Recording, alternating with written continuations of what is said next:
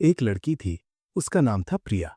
रोज सुबह उठती थी और अपने बाथरूम के शीशे के सामने खड़ी होकर कहती थी, मैं अमीर बन जाऊंगी, मैं सक्सेसफुल बन जाऊंगी, मेरे पास गाड़ी होगी, बड़ा घर होगा, सब कुछ होगा। ये सब उसने पढ़ा था लॉ ऑफ अट्रैक्शन की किताबों में। हर रोज बिना नागा वो विजुलाइज करती थी, सपने देखती थी, अफर्मेशंस बोलती थी। 5 साल बीत गए। आज भी वो उसी छोटे से कमरे में रहती है। आज भी वो स्ट्रगल कर रही है।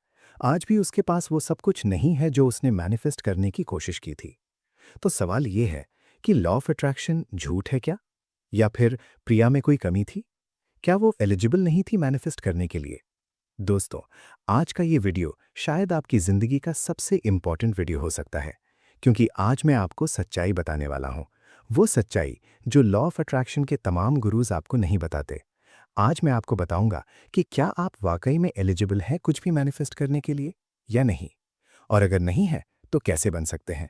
तो रेडी हो जाइए, क्योंकि अगले 20 मिनट आपकी सोच को हिला देंगे।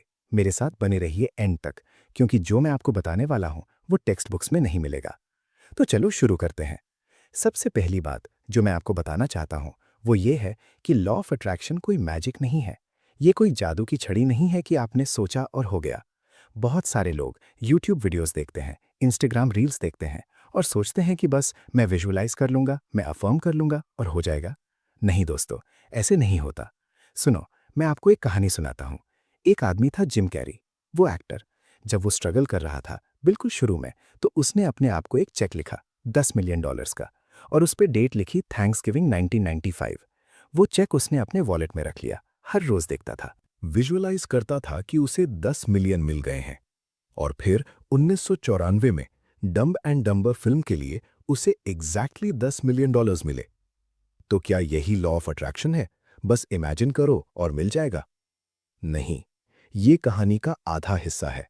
पूरा हिस्सा ये है कि जिम कैरी ने उस विजुअलाइजेशन के साथ साथ दिन रात मेहनत की, ऑडिशंस दिए, रिजेक्शंस फेस किए, कॉमेडी क्लब्स में परफॉर्म किया, अपनी एक्टिंग को परफेक्ट किया। वो एलिजिबल बना उस पैसों को रिसीव करने के लिए। समझ रहे हैं ना आप? पहला पॉइंट ये है कि लॉ ऑफ अट्रैक्शन तभी काम करता है जब आप खुद को एलिजिबल बनाते हैं। और एलिजिबल बनना मतलब डिजर्व करना, और डिजर्व करना मतलब काम करना। सोचिए, अगर मैं आज बैठकर विजुअलाइज करूं कि मुझे 1 करोड़ रुपए मिल जाए, पर मैं कुछ करूं ही नहीं, तो यूनिवर्स मेरे पास पैसा कैसे भेजेगा? कौन सा रास्ता बनेगा, कौन सा चैनल बनेगा जिससे वो पैसा मेरे पास आएगा? यूनिवर्स को भी तो मीडियम चाहिए होता है, पाथवे चाहिए होती है। तो पहला सवाल जो आपको अपने आप से पूछना है, क्या मैं काम कर रहा हूं? क्या मैं एक्शन ले रहा हूं, या बस सपने देख रहा हूं? दोस्तों, ये बहुत इंपॉर्टेंट है समझना, क्योंकि यहां पे सबसे बड़ी गलती होती है। लोग सोचते हैं कि लॉ ऑफ अट्रैक्शन मतलब सोफा पे बैठ जाओ और यूनिवर्स तुम्हारे लिए सब कर देगा। नहीं, लॉ ऑफ अट्रैक्शन का मतलब है कि तुम्हारी एनर्जी, तुम्हारी फ्रीक्वेंसी, तुम्हारे थॉट्स तुम्हें उस डायरेक्शन में ले जाते हैं जहां तुम्हारे सपने हैं। पर जाना तो तुम्हें खुद पड़ता है, कदम तो तुम्हें खुद उठाना पड़ता है। अब आते हैं दूसरे पॉइंट पे। दूसरा पॉइंट है बिलीफ। असली बिलीफ, दिमाग से नहीं, दिल से। देखो, प्रिया के साथ जो प्रॉब्लम थी वो ये थी कि वो दिमाग से तो विजुअलाइज कर रही थी, पर दिल से बिलीव नहीं कर रही थी। वो शब्द तो बोल रही थी, पर उसके अंदर डाउट था, डर था, इनसिक्योरिटी थी। और दोस्तों, यूनिवर्स, या आप चाहें तो सबकॉन्शियस माइंड कहो, वो तुम्हारे शब्दों को नहीं सुनता। वो तुम्हारी फीलिंग्स को सुनता है, तुम्हारी कोर बिलीव्स को सुनता है। अगर तुम्हारे अंदर डीप डाउन ये बिलीफ है कि मैं डिजर्व नहीं करता, मैं काबिल नहीं हूं, मैं छोटा हूं, तो चाहे तुम 1000 बार अफर्म कर लो, कुछ नहीं होगा। क्योंकि तुम्हारी इनर प्रोग्रामिंग, तुम्हारी कंडीशनिंग, वो तुम्हें वही अट्रैक्ट करने देगी जो तुम्हें लगता है कि तुम डिजर्व करते हो। मैं आपको अपनी कहानी बताता हूं। कई साल पहले मैं भी लॉ ऑफ अट्रैक्शन ट्राई कर रहा था।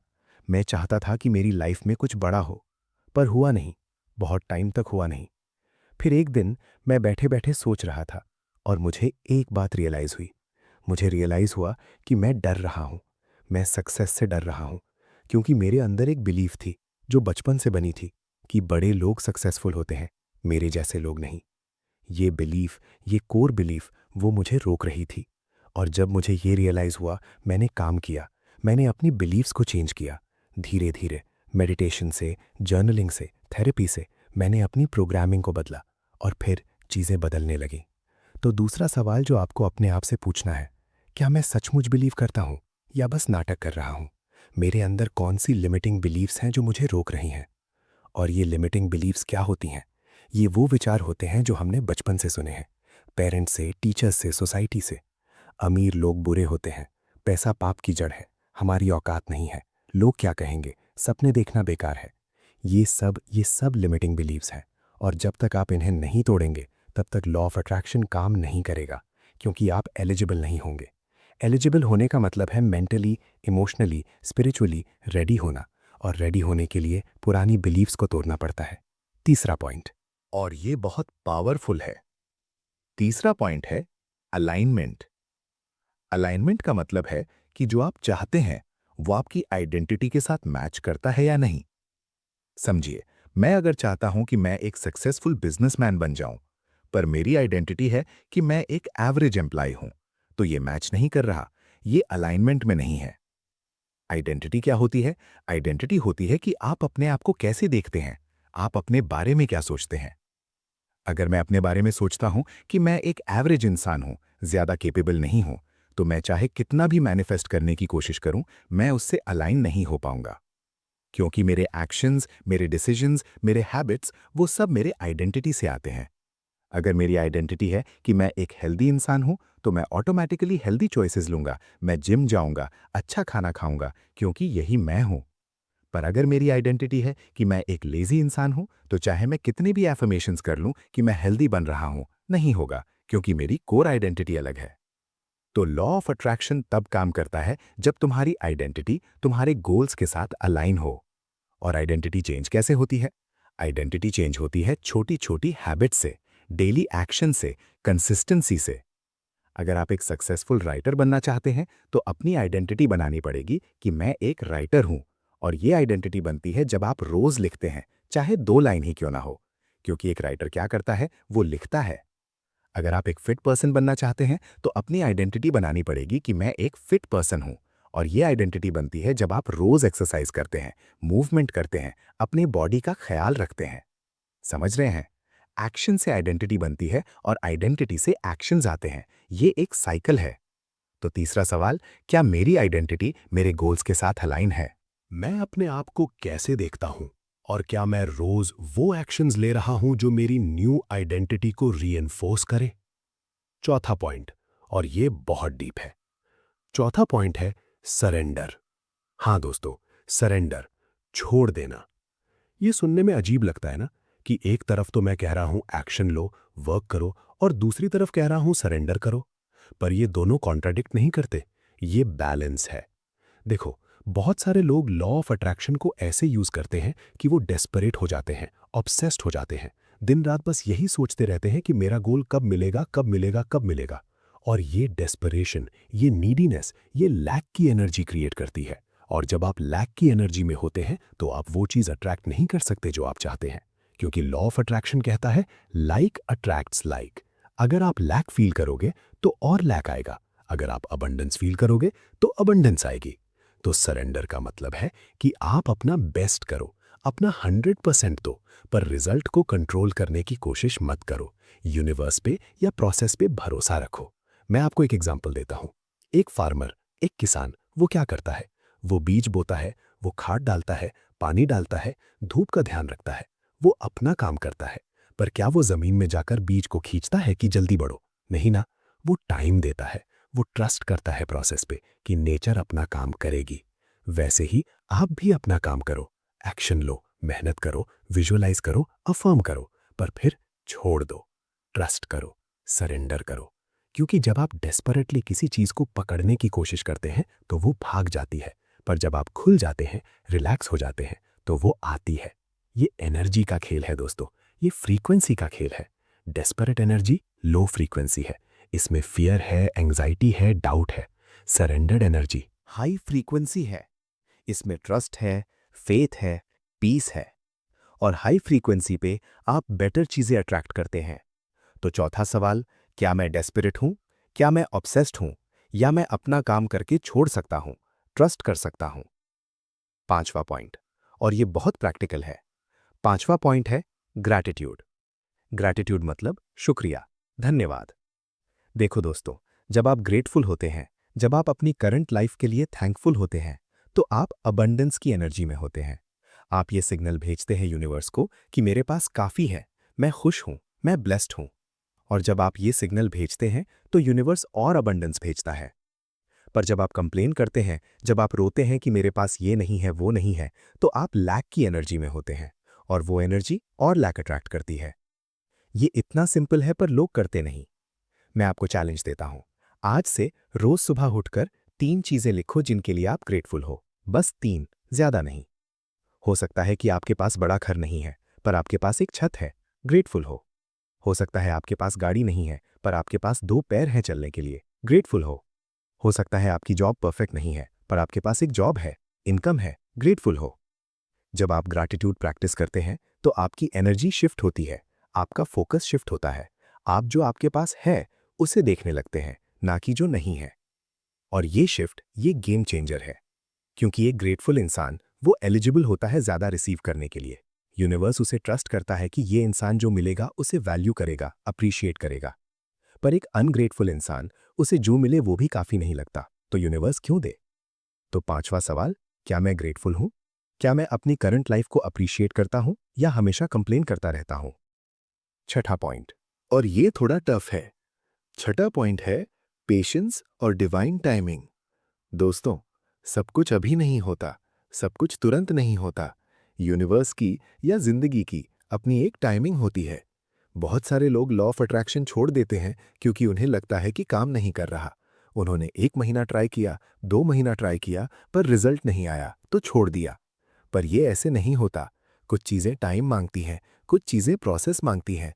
एक पेड़ को बनने में साल लगते हैं, एक बिल्डिंग बनने में महीने लगते हैं, एक बिजनेस सक्सेसफुल होने में ईयर्स लगते हैं। तो आपकी मैनिफेस्टेशन भी इंस्टेंट क्यों होगी?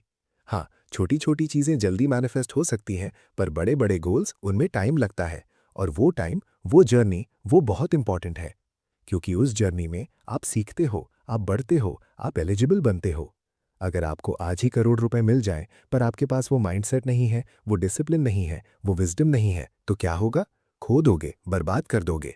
पर अगर आप जर्नी करते हैं, स्ट्रगल करते हैं, मेहनत करते हैं, तो आप उस पैसे के काबिल बनते हो, आप उसे हैंडल कर सकते हो। इसीलिए डिवाइन टाइमिंग पे ट्रस्ट करो। समझो कि जो नहीं मिल रहा शायद अभी आपके लिए सही नहीं है, शायद आपको थोड़ा और तैयार होना है। यूनिवर्स तुम्हारा बुरा नहीं चाहता, यूनिवर्स तुम्हें दे रहा है, पर सही टाइम पे। तो छठा सवाल, क्या मैं पेशेंट हूं? क्या मैं प्रोसेस को ट्रस्ट करता हूं या मैं इंस्टेंट रिजल्ट्स चाहता हूं? सातवां और आखिरी पॉइंट, और ये सबसे इंपॉर्टेंट है। सातवां पॉइंट है सेल्फ लव और सेल्फ वर्थ। दोस्तों सुनो, अगर आप खुद से प्यार नहीं करते, अगर आप खुद को वैल्यू नहीं देते, तो आप कुछ भी मैनिफेस्ट नहीं कर सकते। क्योंकि मैनिफेस्टेशन की बेस, फाउंडेशन वो है कि आप डिजर्व करते हैं। और डिजर्व करने का फीलिंग तभी आता है जब आप अपने आप को प्यार करते हैं। बहुत सारे लोग, उनके अंदर इतनी गिल्ट है, इतनी शेम है, इतनी सेल्फ हेट्रेड है कि वो सोचते हैं मैं काबिल नहीं हूं अच्छी चीजों के लिए।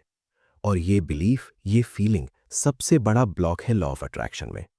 अगर तुम्हें लगता है तुम बुरे हो, तुम गलत हो, तुम छोटे हो, तो तुम अच्छी चीजें अट्रैक्ट नहीं कर पाओगे, क्योंकि तुम्हें लगेगा तुम डिजर्व नहीं करते।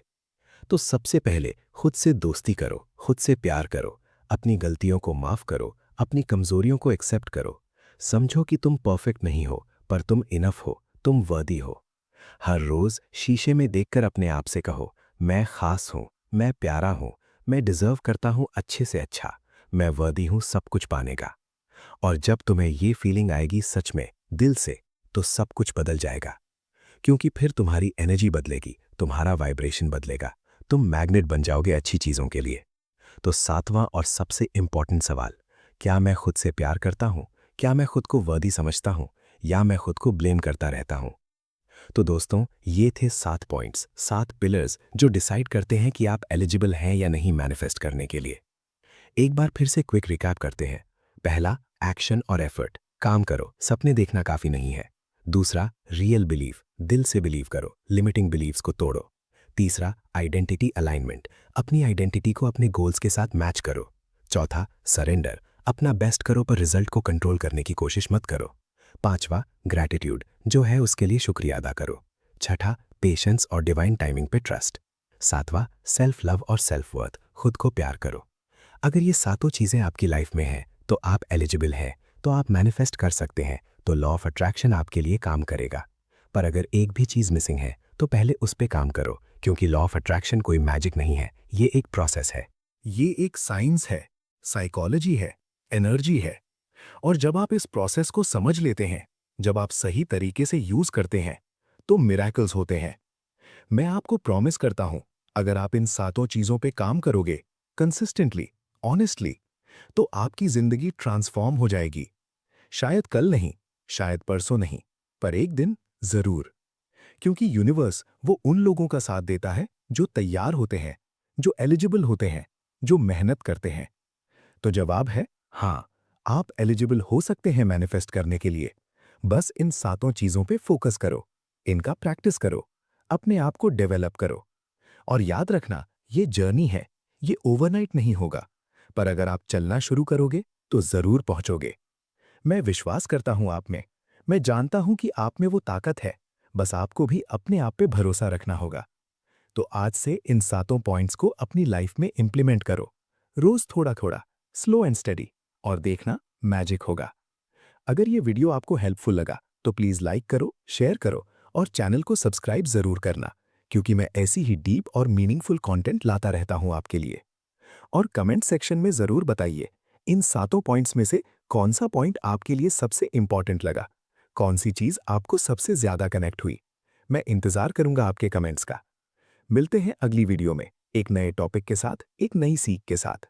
तब तक के लिए खुद से प्यार करो, खुद पे भरोसा रखो और मेहनत करते रहो। धन्यवाद। जय हिंद।